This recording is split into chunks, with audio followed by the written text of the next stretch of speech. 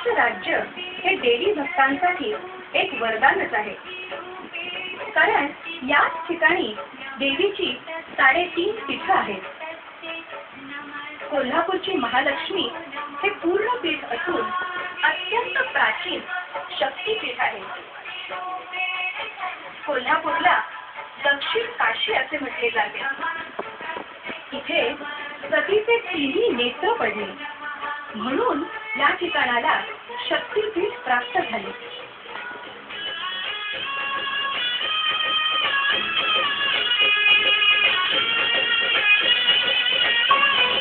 रंकाळा तलावाच्या जवळच एक नंदीचं मंदिर आहे। हे सुद्धा कोल्हापूरचे एक वैशिष्ट्य म्हणावे लागेल। अशा प्रकारचे नंदी मंदिर भारतात 2च ठिकाणी आहेत।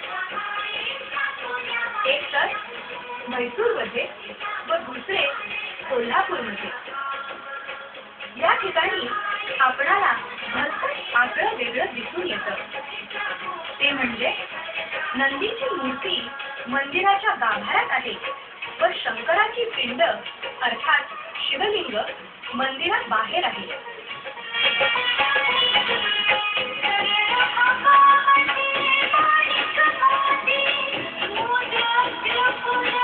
यामागे एक दंतकथा सांगितली जाते। एकदा श्री शंकर, पार्वती व नंदी या ठिकाणी आले। शंकर पार्वती नंदीला म्हणाले, हे बघ, आम्ही जरा जाऊन येतो, तू इथून जरा सुद्धा हलू नकोस, या पाण्यात जाऊ नकोस, तू जर हल्लास तर जग बुडेल। त्यामुळे तो नंदी तिथेच थांबला। नंदी हलू नये म्हणून शंकराची पिंड बाहेर आहे।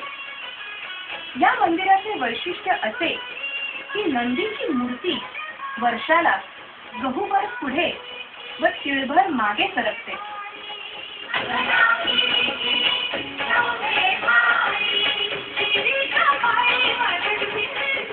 मंदिराच्या बाहेरच आपल्याला काशी विश्वेश्वराचं मंदिर नजरेस पडतं।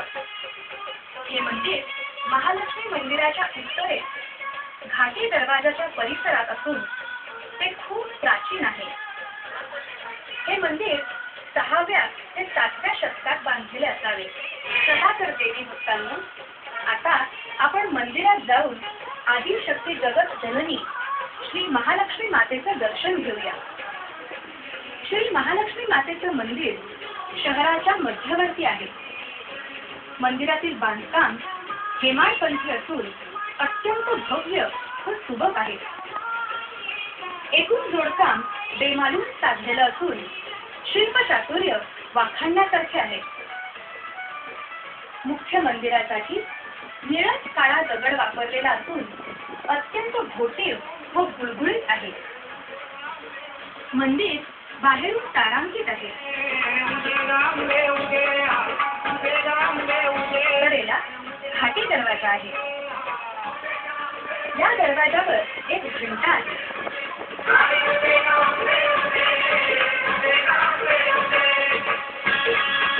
देवीच्या नित्य नियमाच्या वेळेला ही घंटा वाजवली जाते। या घंटेचा आवाज केवळ शहरातच नव्हे तर 3-4 मैल परिसरात ऐकू जातो।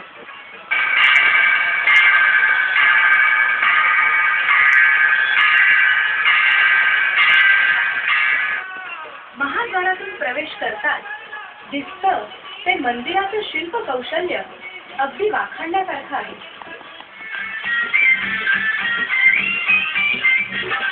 मंदिराला 5 कळस आहेत। बाजूला छोटी छोटी मंदिरं आहेत।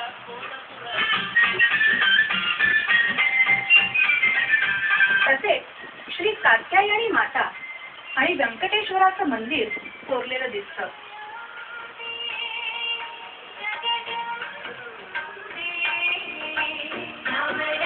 चला तर आता महागाभाऱ्यात प्रवेश करूया।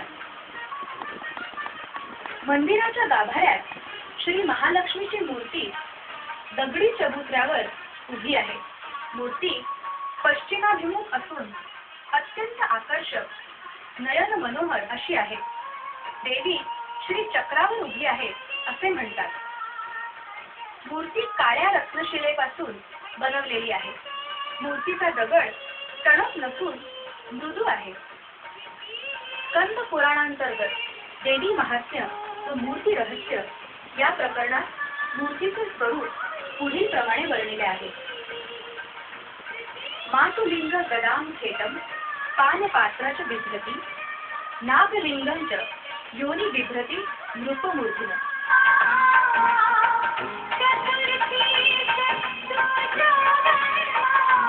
मूर्तीची उंची 2 फूट 9 इंच आहे.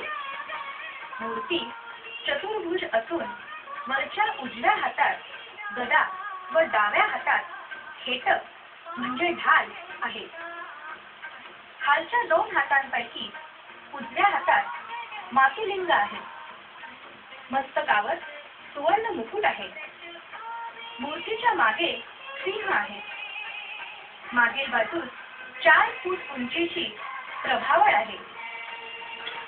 श्री महालक्ष्मीच्या मूर्तीकडे पाहून मन अत्यंत प्रसन्न होते. महालक्ष्मीच्या मूर्ती समोरच गणपतीचं एक छोटंसं मंदिर आहे.